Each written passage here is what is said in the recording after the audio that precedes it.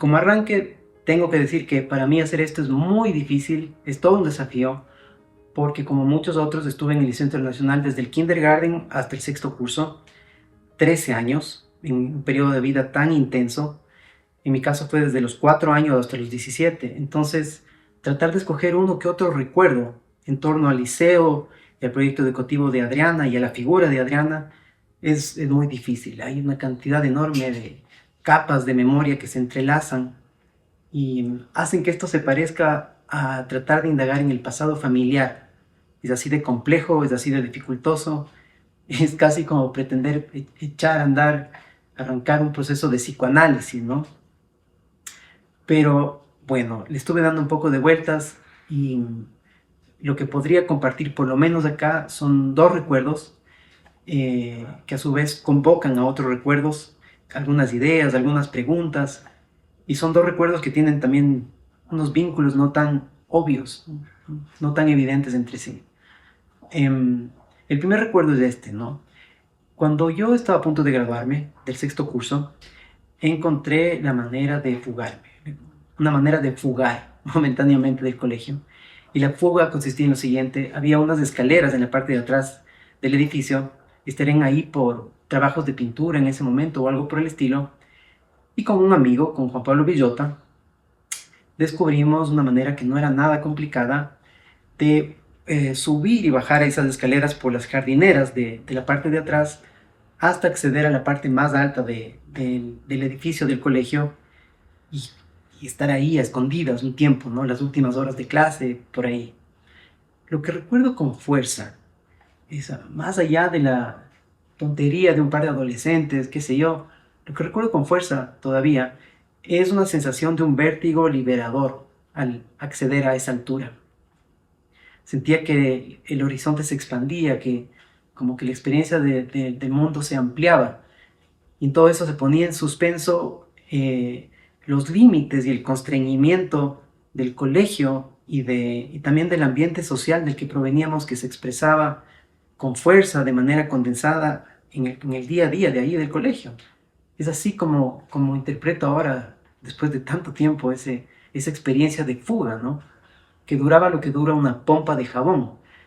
Pero lo que valoro todavía es esta disposición que estaba ahí en juego, a acceder aún más allá, de salir, ¿no?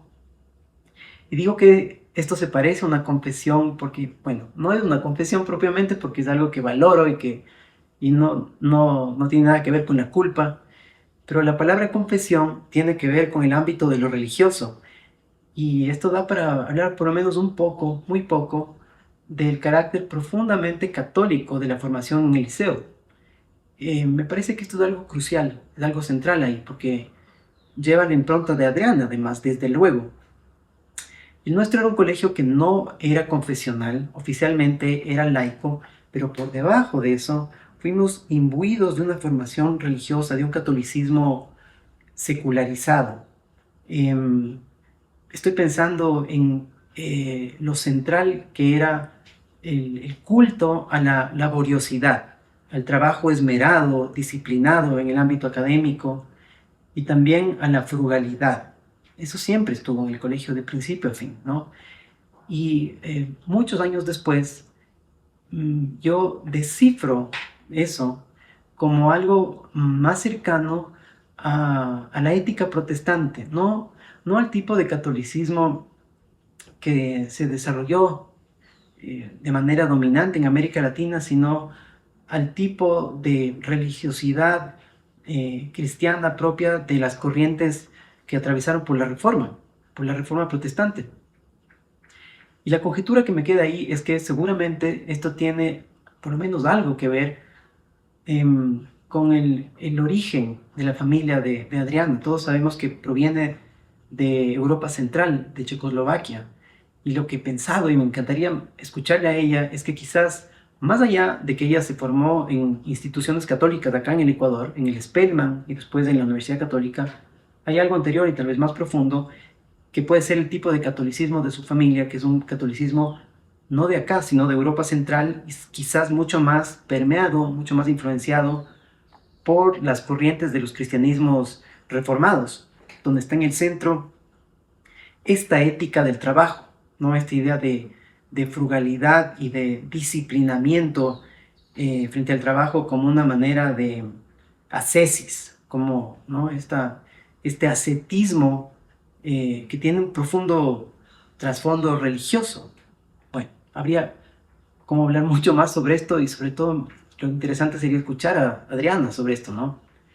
Bueno, y ese es un costado de la formación religiosa del liceo, ¿no? La, la manera de concebir el trabajo como una forma de elevación espiritual, el trabajo disciplinado. Otro ámbito, otro aspecto, otra faceta de esa religiosidad va por otro camino y es el siguiente, ¿no? Bueno, me acuerdo bien que era importante en el colegio y era parte integrante de la formación los sacramentos, ¿no?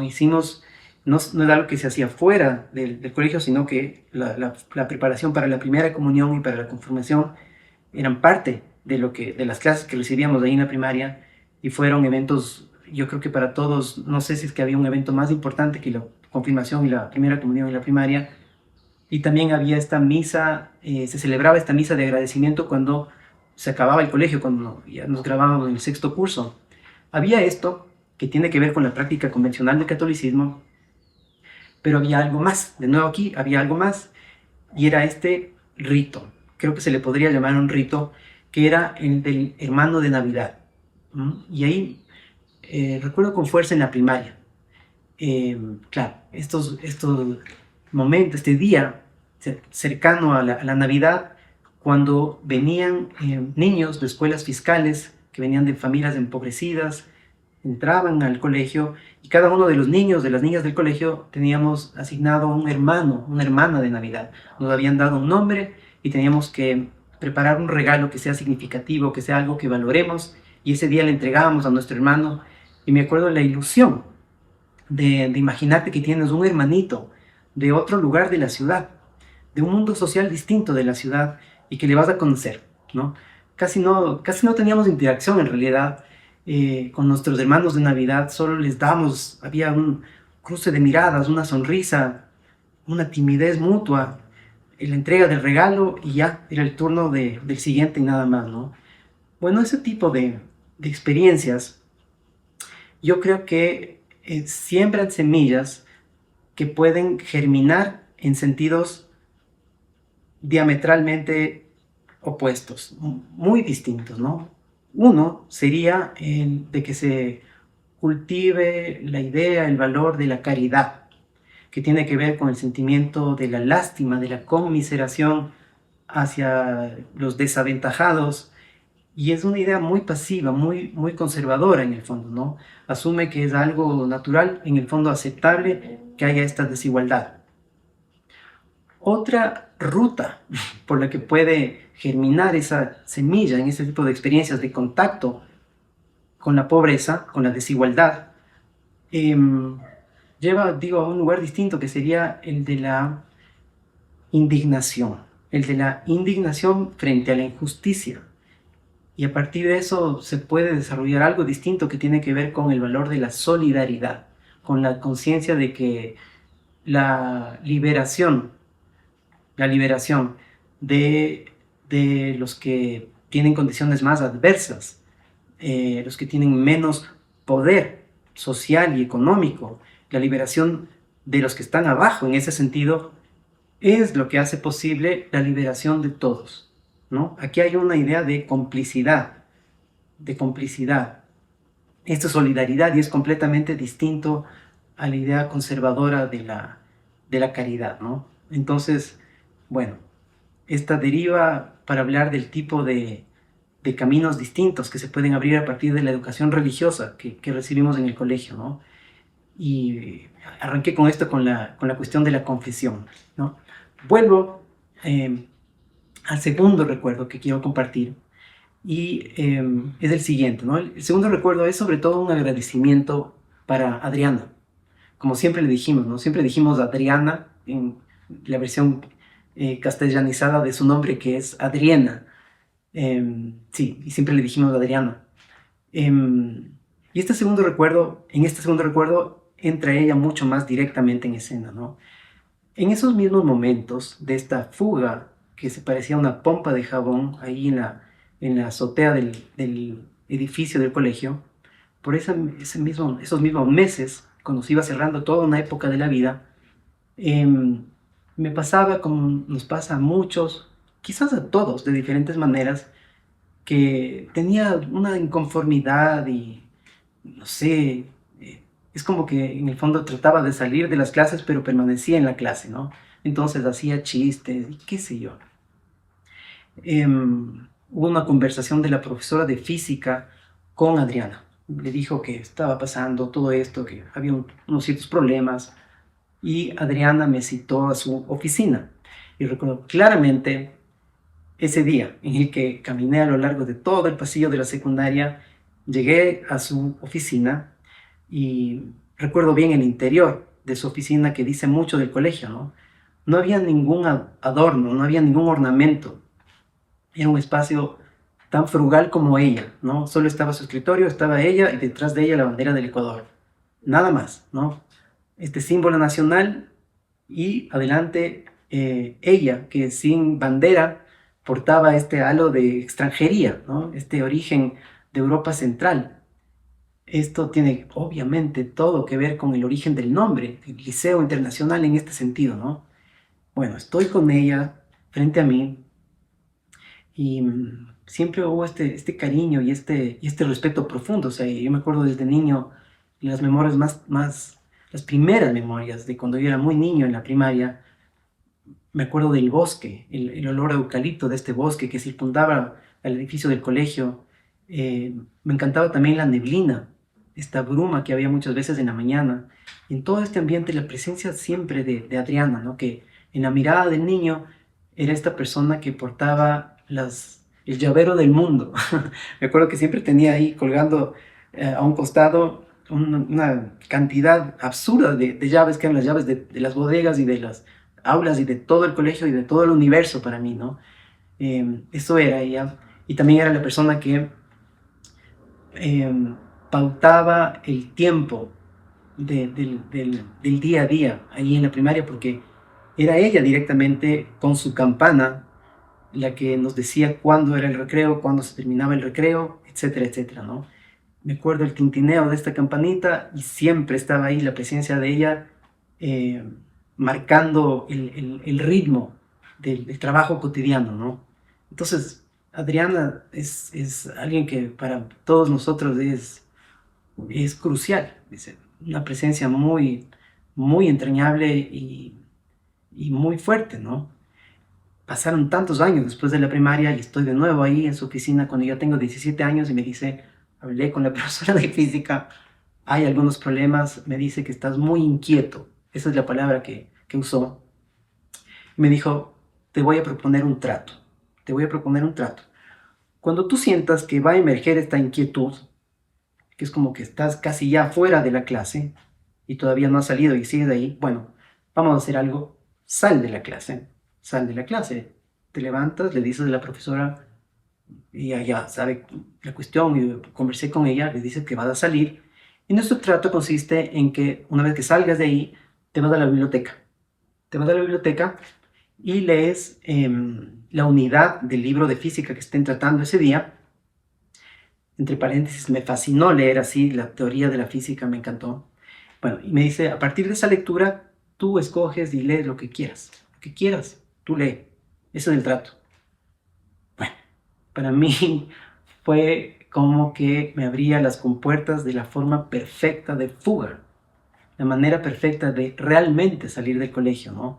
Y si es que este pequeño gesto adolescente de subirse a la azotea se parecía a una pompa de jabón, esto, como lo recuerdo ahora, se parece mucho más a empezar a emprender vuelos en un globo aerostático, ¿no? Donde realmente se puede alcanzar una altura considerable y te puedes desplazar ¿no? por distancias mucho mayores, todo eso, ¿no? Y para mí también es muy significativo, como todo esto lo reelaboro desde mi presente, que la biblioteca en el 96, estamos hablando del año 1996, Era una biblioteca muy chiquitita y estaba a pocos pasos del kinder. Y para mí es muy significativo porque este redescubrimiento de la experiencia de la lectura estaba asociado a la experiencia del juego, a esa sabiduría que todos tenemos cuando estamos en el kindergarten y que ojalá no se opaque del todo a través del proceso civilizatorio por el que atravesamos, ¿no? A lo largo de la primaria y de la secundaria. Y claro, esta experiencia de lectura tenía que ver, como digo, no con la autorrepresión, con el disciplinamiento y ese sentido de rigor, sino con el disfrute del descubrimiento, con el despliegue de capacidades, con el sentido de juego, con la curiosidad. Y hay una paradoja interesante ahí, con esto cierro, y es que esta ruta de salida que me señaló Adriana, esta ruta de salida del colegio que me abrió ella antes de que me gradué, me permitió salir, digamos así, del colegio antes de que me gradué. eh, Esa ruta de salida tenía muchos elementos que, cuyo origen, digamos así, estaban dentro del colegio, no afuera, estaban en el corazón mismo del colegio. Y aquí de nuevo se abren las capas de memorias de aprendizajes muy divertidos en el colegio que también estaban ahí. La mayoría de voces o las voces decisivas, en mi caso y en el de muchos otros, eran de profesoras mujeres. Sí, muchos profesores hombres con clases interesantes, pero en mi caso las voces decisivas me parece que fueron de profesoras mujeres. Y ahí, por supuesto, regresa a escena Adriana. Y me acuerdo estas clases en la primaria, cuando se terminaba la primaria, las clases de ciencias, y cómo con ella íbamos descubriendo que se puede sostener una pregunta que te conduce a otra pregunta más, ¿no? La sed de conocimiento. Eso ya estaba ahí, siendo sembrado, y me parecía encantador. Y también me acuerdo, igual por ahí en el sexto grado, unas clases de literatura en inglés que nos dio. Me acuerdo perfectamente que leíamos una versión infantil de Oliver Twist, de la novela de Dickens. Clase tras clase íbamos leyendo fragmentos que para mí era como leer una novela por entregas, y eso quedó grabado con fuerza entre muchas otras experiencias de lectura, ¿no? Pero sí, la identificación con este niño huérfano de un mundo ajeno, de un mundo lejano, remoto, la Inglaterra del siglo XIX, y la identificación con el sufrimiento de un niño huérfano que es testigo de los horrores del surgimiento del capitalismo industrial. Y todo esto me hace pensar también en la mirada crítica que se cultivaba en el colegio y que empezó para mí a cobrar mucha más fuerza en esa experiencia de fuga en la biblioteca en el sexto curso, ¿no? Porque sí, en la mirada crítica hay una distancia, requiere de una distancia como cuando te elevas en un globo aerostático y el panorama se amplía y el mundo al que perteneces empieza a ser percibido como algo que no das por descontado, algo que ves como algo natural. Empiezas a ver tu entorno como algo que puede ser transformado, que no tiene que ser como es, que no tiene por qué permanecer así, que puede ser transformado. Eso tiene que ver con la mirada crítica, con el cultivo, digamos así, con el cultivo de la rebeldía, que más allá de pequeños gestos torpes de adolescentes, puede conducir hacia caminos mucho más interesantes. Y por todo eso le agradezco enormemente a Adriana por haberme abierto, como digo ya, haberme señalado rutas de salida del colegio antes de haberme graduado, ¿no? Y, en fin, hay muchísimo más que decir, sobre todo que escuchar de Adriana, pero, en fin, ahí cierro.